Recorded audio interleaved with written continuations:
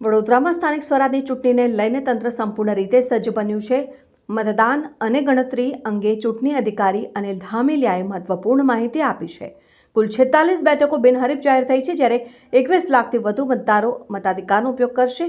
શહેરમાં 2406 મતદાન મથકો પર મતદાન યોજાશે, જ્યાં પીવાનું પાણી, છાંયડો અને મેડિકલ ટીમ સહિતની સુવિધાઓ ઉપલબ્ધ રહેશે.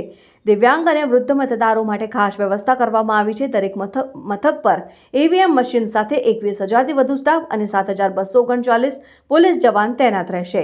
અત્યાર સુધી આચારસંહિતાના ભંગની 20 ફરિયાદો મળી છે, જેનો નિકાલ થઈ ગયો છે. આવતીકાલે ઈવીએમ ડિસ્પેચિંગ થશે.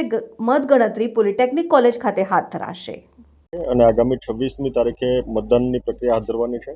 ત્યારે તાલુકા પંચાયત, જિલ્લા પંચાયત અને મહાનગરપાલિકા અને નગરપાલિકા આ તમામની વડોદરા જિલ્લા અને શહેરમાં ચૂંટણી થવા જઈ રહી છે. ત્યારે હું મતદારોને અપીલ કરું છું કે આપ સૌ મોટી સંખ્યામાં મતદાનની પ્રક્રિયામાં ભાગીદાર થશો.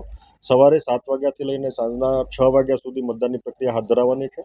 આમની અંદર આપણા ખાસ કરીને તાલુકા પંચાયત અને જિલ્લા પંચાયત એમની અંદર આપણે એક મતદાન કરવાનું છે, જ્યારે નગરપાલિકા અને મહાનગરપાલિકામાં આપણે 4 મતદાન કરવાના છે. એટલે આપણા ઈવીએમની અંદર આપણે 4 બટન દબાવીને પછી રજીસ્ટરનું બટન દબાવવાનું છે. એ બાબત ધ્યાનમાં રાખીને આપણે મતદાન કરીશું.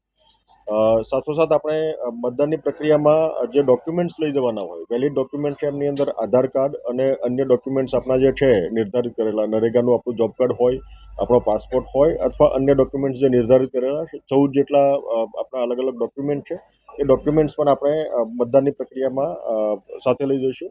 મતદાર યાદીમાં નામ આપનું ચકાસી લેજો.